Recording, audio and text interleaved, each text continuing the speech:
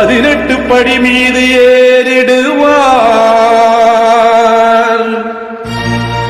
கதி என்று அவனை சரணடைவார். மதிமுகம் கண்டே மயங்கிடுவார். ஐயனை துதிக்கையிலே தன்னையே மறந்துடுவார்.